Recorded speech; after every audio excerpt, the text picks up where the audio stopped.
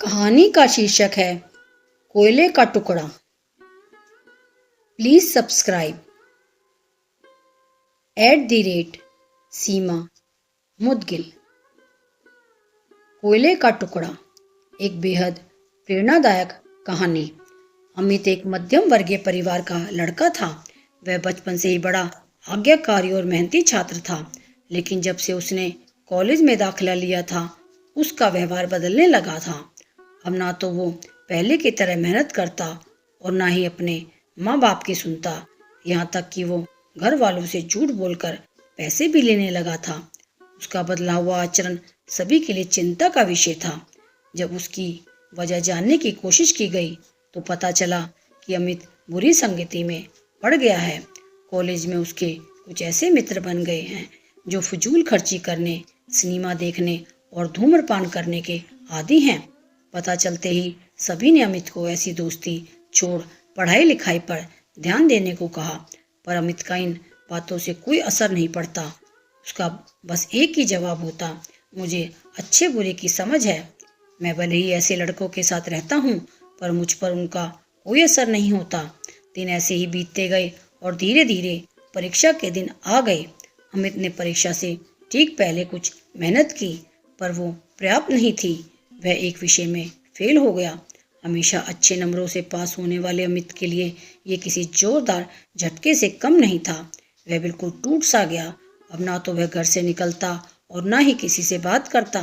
बस दिन रात अपने कमरे में पड़े कुछ सोचता रहता।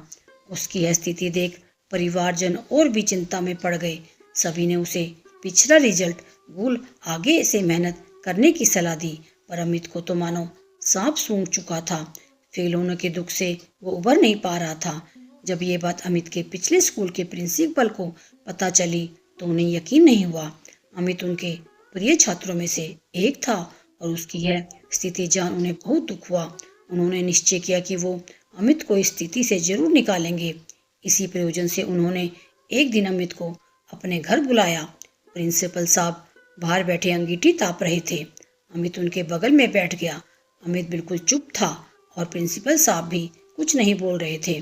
10-15 मिनट ऐसे ही बीत गए, पर किसी ने एक शब्द नहीं कहा। फिर अचानक प्रिंसिपल साहब उठे और चिमटे से कोयले के एक धधकते टुकड़े को निकाल मिट्टी में डाल दिया। वह टुकड़ा कुछ देर तो गर्मी देता रहा, पर अंततः ठंडा पड़ चुका।